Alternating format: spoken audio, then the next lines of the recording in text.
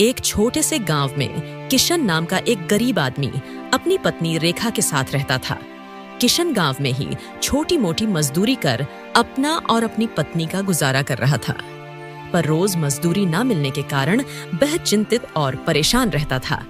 एक शाम आसमान में बादल घिरने लगते हैं और अचानक तेजी से बारिश शुरू हो जाती है। झोंपड़ी के अंदर रेखा सूखी लकड़ी इकट्ठा कर रही थी। बिस्तर पर किशन थकाहारा बैठा था।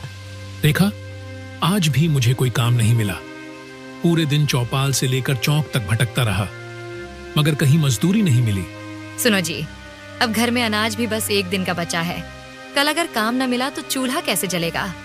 यही तो सोच रहा हूँ। रोज किसी और के घर काम मांगकर लौट आना, दिल टूट जाता है रेखा। अचानक बारिश और तेज हो जाती है और छप्पर से घर के भीतर पानी टपकने लगता है। हाय दया, देखो तो पूरा घर भीग जाएगा। ये छप्पर अब बिल्कुल नहीं टिकेगा। क्या करे रेखा, अब यही हमारी किस्मत है। क्या हमारी जिंदगी ऐसे ही कटेगी? अब तो ये बैल भी किसी काम के नहीं रहे। कभी हमारी जमीन थी तो हल चलाते थे, पर माँ की बीमारी में सब जमीन बेचनी पड़ी। रेखा, तू चिंता मत कर। कल सुबह मैं जरूर कोई ना कोई काम ढूंढ ही लूंगा। जब तक सांस है, मेहनत करने से पीछे नहीं हटूंगा। अगली सुबह गांव की चौपाल पर गांव के मुखिया के साथ कुछ जमींदार और अन्य लोग बैठे थे। किशन वहां पहुंचता है। उसके कपड़े पुराने और मैले थे। मुखिया जी, कोई काम हो तो मुझे दे दीजिए। कई दिनों से मजदूरी नहीं मिली, घर में अनाज भी नहीं बचा। चौपाल पर बैठे कुछ लोग एक दूसरे की ओर देख हंसने लगते हैं। अरे, ये तो वही किशन है जिसकी जमीन भी बीमारी में बेचनी पड़ी। हाँ, इसके पास न जमीन है न साधन। ऐसे लोग गांव का नाम ही खराब करते हैं। अरे, कलंक है ये गांव पर। किशन की आंखें भर आती हैं। वह चुपचाप सबकी बातें सहता है। वह धीरे से कहता है, मैं गरीब जरूर हूँ, मगर मेहनत से पीछे नहीं हटूंगा। आप लोग बस मुझे एक मौका दे दीजिए। अरे, इसे काम मत देना, ये तो पनौती है। जिसके काम पर जाएगा उसका ही नुकसान होगा। किशन चुपचाप खड़ा था। उसकी आंखों में आंसू हैं। मुखिया चुपचाप सिर झुका लेते हैं। अगर आप सब मुझे अपशगुन मानते हैं तो ठीक है, मैं अब किसी से काम नहीं मांगूंगा। वह चौपाल से चला जाता है। भीड़ उसकी पीठ पीछे बातें करती रहती है। किशन अकेला गांव की गली से होकर चलता है, चेहरे पर मायूसी और आंखों में आंसू। कोई मुझे काम नहीं देना चाहता, सब मुझे अपशगुन कहते हैं। लोग तो दूर, अब तो रेखा भी मुझे नकारा समझने लगी है। शायद मेरा जीना ही दूसरों के लिए बोझ है। किशन गांव से निकलकर जंगल की ओर बढ़ता है। चारों ओर सन्नाटा, पत्तों की सरसराहट थी। अगर मैं ना रहूं तो शायद रेखा को भी किसी और का सहारा मिल जाएगा। तो अब मेरा जीना ही ठीक नहीं है। इससे अच्छा तो मुझे मर जाना चाहिए। वह तेजी से चलते हुए नदी की दिशा में बढ़ता है। दूर से नदी की आवाज सुनाई देती है। किशन नदी पर पहुंचकर उसके किनारे पर खड़ा हो जाता है और उसकी गहराई में देखने लगता है। हे भगवान, तूने मुझे जीने का कोई सहारा नहीं दिया। शायद अब यही पानी मेरा आखिरी ठिकाना है। किशन नदी में कूदने ही वाला था। अचानक जंगल से अजीब सी आवाज आती है। पत्तों की सरसराहट और किसी जानवर की कराह सुनाई देती है। किशन ठिठक कर चारों ओर देखने लगता है। तभी उसकी नजर जंगल में एक शेर पर पड़ती है, जो एक छोटे से हिरण को घेरे खड़ा था और दहाड़ते हुए उसे मारने के लिए तैयार था। अरे, ये तो शेर है और सामने वो मासूम हिरन। ये निर्दोष तो अभी बच्चा ही है। शेर इसे मार देगा। वैसे भी तो मैं मरने ही जा रहा हूँ। अगर जाते जाते किसी की जान बचा लूं तो शायद मेरी मौत बेकार नहीं जाएगी। वह साहस जुटाकर शेर की ओर बढ़ता है। शेर दहाड़ता है और हिरन पर झपटने ही वाला होता है। अचानक किशन बीच में आकर खड़ा हो जाता है। शेर गुर्राता है। उसकी आंखें लाल हो जाती हैं। पीछे छिपा हुआ हिरन डर से कांप रहा था। रुको जंगल के राजन, ये हिरन निर्दोष है। इसका क्या कसूर है? अगर भूख लगी है तो मुझे खा लो। मेरी जिंदगी वैसे भी किसी काम की नहीं रही, लेकिन इसे मत मारो। शेर कुछ पल के लिए रुककर किशन को घूरता है और दहाड़ते हुए उस पर झपटने के लिए आगे बढ़ता है। किशन डर से अपनी आंखें कसकर बंद कर लेता है। उसके दिल की धड़कनें तेज हो जाती हैं। बस अब यही आखिरी पल है। हे भगवान, मेरी रेखा का ख्याल रखना। कुछ पल बीत जाता है, लेकिन कुछ नहीं होता। चारों ओर अजीब सी शांति छा जाती है। किशन धीरे धीरे आंखें खोलता है। सामने शेर की जगह अब एक बाबा खड़े थे। लंबी सफेद दाढ़ी, माथे पर तिलक और हाथ में त्रिशूल। अरे बाबा, आप! और वो शेर कहाँ गया? बेटा, वो शेर मैं ही था। मैं तेरी परीक्षा ले रहा था। क्या? तो वो शेर आप थे? हाँ, मैंने इस जंगल में कई लोगों को परखा, पर कोई तुझ जैसा दयालु और निडर नहीं निकला। तूने अपनी जान की परवाह न करते हुए उस मासूम हिरण को बचाना चाहा। तेरे अंदर इंसानियत के हर गुण हैं। बेटा, तू नदी किनारे क्यों आया था? तेरी आंखों में मौत और दिल में टूटी हुई उम्मीद क्यों है? बाबा, मेरी हालत बहुत बुरी है। गांव के लोग मुझे पनौती कहते हैं, अपशकुन मानते हैं। कोई मुझे काम नहीं देता। मेरी माँ की बीमारी में सारी जमीन बिक गई। घर में खाने को अन्न नहीं है। रेखा भी मुझे नाकारा समझने लगी है। ऐसी जिंदगी जीकर क्या फायदा बाबा? इसीलिए मैं उस नदी में कूदकर मर जाना चाहता हूँ। बाबा आंखें मूंकर गहरी सांस लेते हैं। बेटा, तेरी समस्या सचमुच गंभीर है, लेकिन जीवन भगवान की देन है और इसे व्यर्थ खोना सबसे बड़ा पाप है। तू चिंता मत कर। बाबा अपनी झोली से एक छोटी पोटली निकालते हैं। पोटली में कुछ सिक्के बंधे हुए थे। ये ले बेटा, इसमें कुछ रुपए हैं। इन्हें संभाल कर रख और मेहनत से काम कर। भगवान पर भरोसा रख, सब ठीक हो जाएगा। किशन भावुक हो जाता है और कांपते हाथों से पोटली लेता है। उसकी आंखों से आंसू बहने लगते हैं। बाबा, आपका बहुत बहुत धन्यवाद। आज आपने मुझे जीवन दान दिया है। अगर आप नहीं होते तो शायद मैं अब तक उस नदी में कूदकर अपनी जान दे चुका होता। बेटा, याद रख, सच्चा इंसान वही है जो कठिनाइयों में भी हार न माने। किशन बाबा के चरण स्पर्श करता है। बाबा मुस्कुराते हैं और हाथ उठाकर आशीर्वाद देते हैं। बाबा, मैं वादा करता हूँ कि अब कभी हार नहीं मानूंगा। मेहनत करूंगा और अपनी रेखा का सहारा बनूंगा। किशन आंसुओं से भीगे चेहरे पर उम्मीद की चमक लिए पोटली को सीने से लगाकर जंगल से बाहर निकलता है। दूर गांव की झोपड़ियां दिखाई देने लगती हैं। अब मेरी जिंदगी की नई शुरुआत होगी। ये रुपए सिर्फ पैसे नहीं, बल्कि भगवान का आशीर्वाद है। शाम का समय। कच्ची झोपड़ी के भीतर रेखा चूल्हे के पास बैठी थी। दरवाजे पर किशन दिखाई देता है। सुनो जी, मैं सुबह से तुम्हारा इंतजार कर रही हूँ और तुम हो कि अब आ रहे हो। फिर उसकी नजर किशन के हाथ पर जाती है। ये हाथ में पोटली कैसी है? कहाँ से मिली? किशन गहरी सांस लेकर बैठ जाता है। फिर वह पूरी घटना बताने लगता है। रेखा, आज चौपाल पर गया था काम मांगने, पर वहां सबने मुझे पनौती और अपशकुन कहकर अपमानित किया। उनकी बातें सुनकर मेरा दिल टूट गया और मैं जंगल की ओर निकल गया। मैंने सोचा मेरी जिंदगी का कोई मतलब नहीं रहा, इसलिए नदी पर जाकर अपनी जान देने वाला था। रेखा यह सुनकर स्तब्ध रह जाती है। क्या तुम खुद अपनी जान देने चले गए थे? ये आप कैसा पागलपन करने वाले थे? क्या तुमने यह नहीं सोचा कि मेरा क्या होता? रेखा, जब मैं मौत के करीब था तभी जंगल में एक साधु बाबा मिले। उन्होंने मेरी दयालुता देखकर कहा कि भगवान हर इंसान की परीक्षा लेते हैं। देखो, फिर उन्होंने मुझे ये पोटली दी। इसमें चांदी के सिक्के हैं। कहा कि इन्हें मेहनत में लगाना और भगवान पर भरोसा रखना। मैं तो सोच भी नहीं सकती थी कि तुम इतनी बड़ी गलती कर दोगे, लेकिन यह भगवान की कृपा है कि उन्होंने तुम्हें बाबा के रूप में बचा लिया। अब सुन लो, चाहे हालात कैसे भी हों, हमें हार नहीं माननी है। किशन सिर झुकाकर सहमति में हाँ करता है। अगली सुबह किशन हाथ में पोटली लिए सुनार के पास पहुंचता है। भाई साहब, ये सिक्के बेचने हैं। सुनार पोटली खोलता है और उसे देख आश्चर्यचकित हो जाता है। अरे, ये तो चांदी के शुद्ध सिक्के हैं। तुम कहां से लाए? बस यूं ही किसी शुभ अवसर पर मिले थे। सुनार उसे अच्छे दाम पर सिक्के खरीद लेता है। किशन पैसे लेकर राहत की सांस लेता है और फिर घर आता है। सुनो जी, अब इन पैसों से हम कोई अच्छा काम शुरू कर सकते हैं। हाँ रेखा, मैं सोच रहा हूँ कि क्यों ना एक किराने की दुकान खोलें। बिल्कुल, यही सही रहेगा। दोनों मिलकर बाजार जाते हैं और वहां से जरूरत सारा का सामान खरीद लाते हैं। अगले दिन किशन और रेखा अपनी नई दुकान खोलते हैं। दुकान में चावल, दाल, आटा, तेल और रोजमर्रा की सारी चीजें सजाई जाती हैं। गांव में खुली नई दुकान को देखकर धीरे धीरे गांव के लोग आने लगते हैं। अरे वाह, किशन की दुकान? कल तक तो तू काम मांगता फिरता था और आज दुकान का मालिक बन गया। भाई, ये सब भगवान का आशीर्वाद है, जिसके कारण ही मैं ये दुकान खोल पाया हूँ। दिन ब दिन किशन की दुकान पर लोगों की भीड़ बढ़ने लगती है और उसकी दुकान मशहूर होने लगती है। लोग दूर दूर से सामान खरीदने आते हैं। शाम का समय किशन और रेखा एक साथ बैठे बातें कर रहे थे।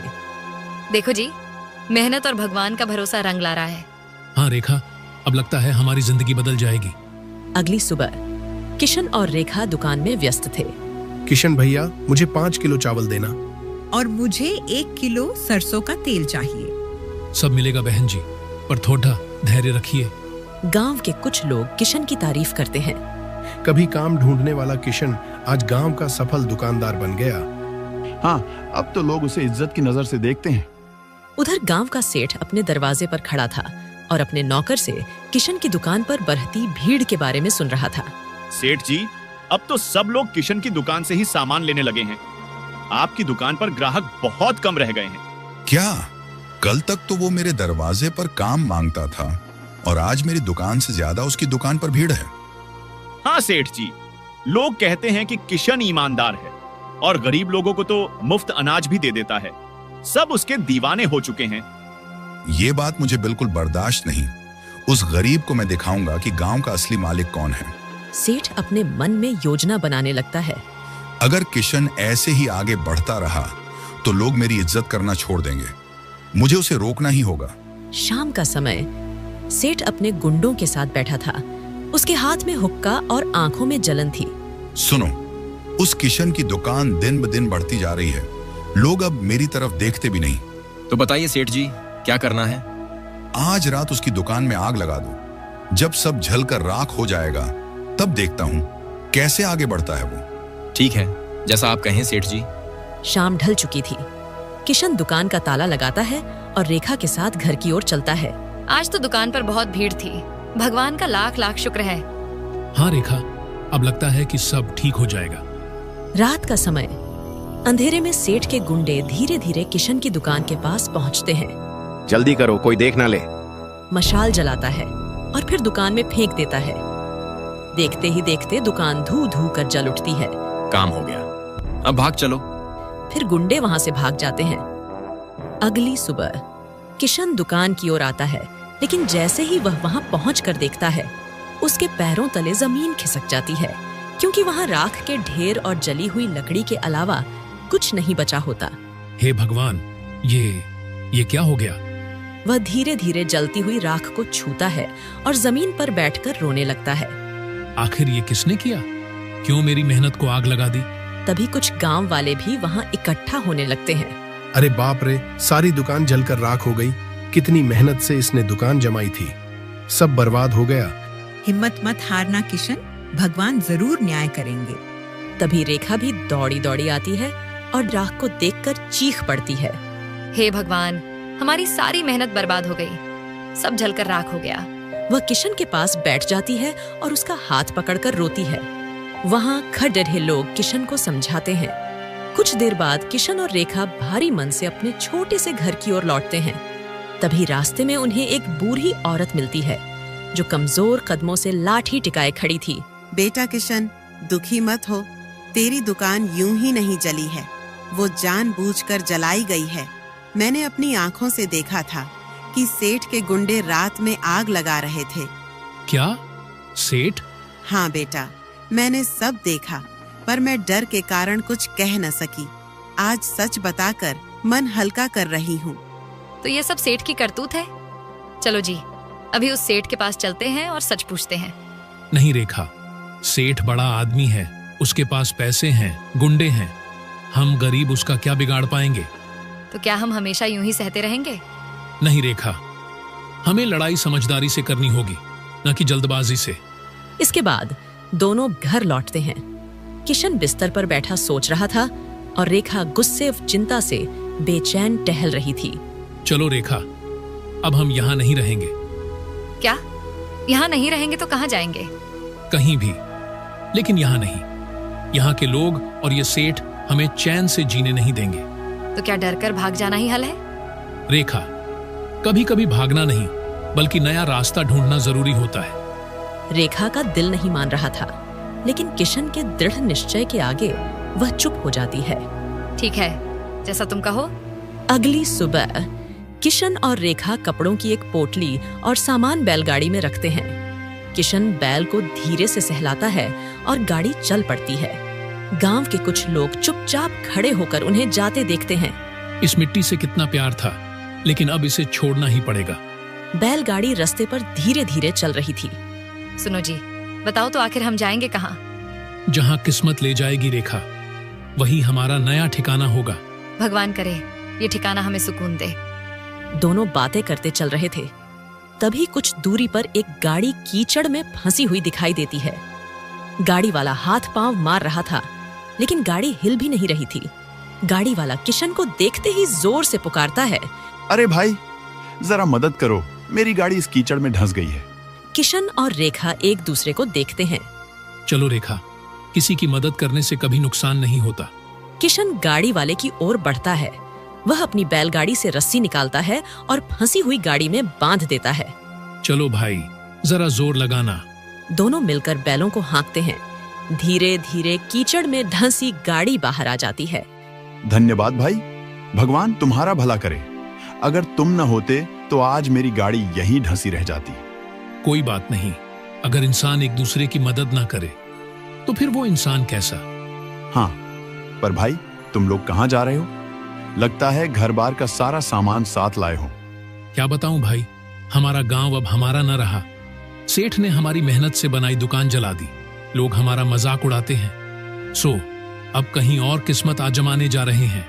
किशन की ऐसी दुख भरी कहानी सुनकर उस व्यक्ति की आंखें भर आती हैं। भाई, तुम्हारा दुख सुनकर तो मैं दुखी हो गया। आओ मेरे साथ चलो, मैं तुम्हारे रहने की व्यवस्था कर दूंगा और अपने गोदाम में तुम्हें काम भी दूंगा। नहीं भाई, आपका बहुत बहुत धन्यवाद, लेकिन हम खुद अपना रास्ता चुन लेंगे। दूसरों पर बोझ नहीं बनना चाहते। बोझ नहीं भाई, दोस्ती कहो। भगवान ने शायद मुझे ही तुम्हारी मदद के लिए भेजा है। सुनो जी, इतना बड़ा सहारा मिल रहा है, मना मत करो। किशन मान जाता है। फिर गाड़ी वाला उन्हें अपने साथ ले चलता है। उनके चेहरों पर फिर एक बार उम्मीद की हल्की किरण दिखाई देती है। गाड़ी वाला किशन और रेखा को अपने साथ ले आता है। गोदाम के सामने पहुंचकर वह मुस्कुराता है। देखो भाई, ये मेरा अनाज का गोदाम है। यहाँ रोजाना कई बैलगाड़ियां आती जाती हैं। अब से तुम भी यहीं काम करोगे। साहब, आपने हमें सहारा दिया, इसके लिए मैं जीवन भर आपका ऋणी रहूंगा। नहीं भाई, मेहनतकश लोग बोझ नहीं होते, वे तो बरकत लाते हैं। गाड़ी वाला उन्हें गोदाम से कुछ दूरी पर बने एक छोटे से घर के सामने ले जाता है। ये लो, यहाँ तुम और तुम्हारी पत्नी आराम से रह सकते हो। भगवान आपको सुखी रखे। आपने हमें सिर छुपाने की जगह दी। अगली सुबह किशन बैलगाड़ी लेकर गोदाम में आता है। वह अनाज की भारी बोरियां बैलगाड़ी से उतारकर गोदाम में रखता है। वह पसीने से लथपथ होता है, लेकिन चेहरे पर संतोष की मुस्कान रहती है। अरे, ये नया आदमी तो बड़ा मेहनती है।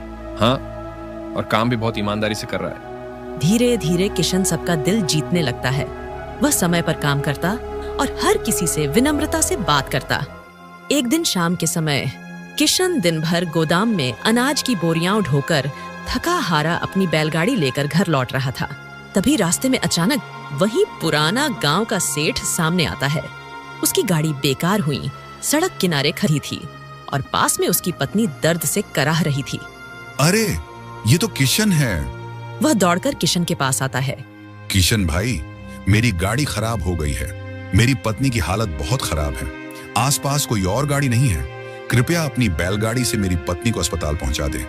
मैं तेरा हमेशा एहसानमंद रहूंगा। सेठ को देखकर किशन की आंखें क्रोध से भर उठती हैं। सेठ, भूल गए क्या? जब मेरी दुकान जला रहे थे तब तुम्हें मेरी हालत पर तरस क्यों नहीं आया? तब मेरे रोने चिल्लाने की आवाज क्यों नहीं सुनी? आज मुझसे मदद मांगने आए हो? हटो मेरे रास्ते से, मुझे जाने दो। सेठ शर्म से सिर झुका लेता है। उसकी पत्नी दर्द से कराह रही थी। तभी सेठ हाथ जोड़कर गिड़गिड़ाने लगता है। किशन, गलती हो गई, बहुत बड़ी गलती हो गई। उस दिन मेरा लालच और जलन मुझ पर भारी पड़ गया था, लेकिन आज मेरी पत्नी की जान तेरे हाथ में है। प्लीज मुझे माफ कर दे और मदद कर दे। किशन गुस्से में था, लेकिन अचानक उसकी नजर सेठ की पत्नी पर पड़ती है, जो अब दर्द के कारण बेहोश हो जाती है। हे भगवान, औरत की क्या गलती है? अगर मैंने मदद नहीं की तो इनकी जान चली जाएगी। फिर किशन तेजी से बैलगाड़ी घुमाता है और सेठ बा उसकी पत्नी को बैठाकर तेजी से अस्पताल की ओर चल देता है। बैलगाड़ी तेजी से दौड़ती है। अस्पताल पहुंचते ही सेठ पत्नी को उठाकर डॉक्टर के पास ले जाता है। ओह, इनकी हालत तो बहुत गंभीर है, इन्हें तुरंत इलाज की जरूरत है। आप लोग समय पर ले आए, वरना कुछ ही देर में इनकी जान जा सकती थी। कुछ घंटों बाद डॉक्टर बाहर आता है और मुस्कुराते हुए सेठ से कहता है, अब चिंता की कोई बात नहीं है, आपकी पत्नी को होश आ गया है। सेठ दौड़कर अपनी पत्नी के पास जाता है। पत्नी को थोड़ी बेहतर हालत में देख उसका मन थोड़ा हल्का हो जाता है। सेठ रोते हुए किशन के पास आता है और हाथ जोड़कर कहता है, किशन, आज तूने मेरी पत्नी की जान बचाई है। मैं तेरे सामने सिर झुकाकर माफी मांगता हूँ। सेठ जी, माफी मांगने की जरूरत नहीं। इंसानियत सबसे बड़ी होती है। मैं सिर्फ वही कर रहा हूँ जो मुझे करना चाहिए था। ये सुन सेठ किशन के साथ किए गए गलत काम का पछतावा करने लगता है। इसके बाद सेठ किशन को मनाकर वापस गांव ले आता है। सुबह का समय, गांव के बीचों बीच चौपाल पर सभी गांव वाले इकट्ठा थे। तभी सेठ वहां आता है, साथ में किशन भी होता है। सब लोग हैरानी से देखते हैं। अरे, ये सेठ तो किशन को साथ लाया है। कल तक यही किशन का सबसे बड़ा दुश्मन था, अब ये साथ कैसे? सेठ सबके सामने हाथ जोड़कर खड़ा होता है। गांव वालों, आज मैं आप सबसे सच छुपाना नहीं चाहता। किशन ईमानदारी से काम कर रहा था। मेरी जलन और लालच ने ही उसकी मेहनत की दुकान जलवाई थी। मैंने सोचा था कि अगर किशन आगे बढ़ेगा तो मेरी इज्जत घट जाएगी, लेकिन मैं गलत था। कल जब मेरी पत्नी की जान खतरे में थी, तब इसी किशन ने मेरी मदद की। अगर ये ना होता तो आज मेरी पत्नी जिंदा ना होती। मैं इसके सामने सिर झुकाकर माफी मांगता हूँ। सेठ की आंखों से आंसू बहने लगते हैं। सब गांव वाले स्तब्ध होकर देखते हैं। फिर सेठ एक चाबी किशन के हाथ में रखता है। किशन, ये ले दुकान की चाबी है। मैं तुझे तेरी मेहनत का हक लौटा रहा हूँ। अब से वो नई दुकान तेरी होगी। अगले दिन किशन अपनी दुकान खोलता है। आप सबका आशीर्वाद और विश्वास ही मेरी असली ताकत है। मैं वादा करता हूँ कि अब इस दुकान से सिर्फ ईमानदारी और सच्चाई की खुशबू निकलेगी।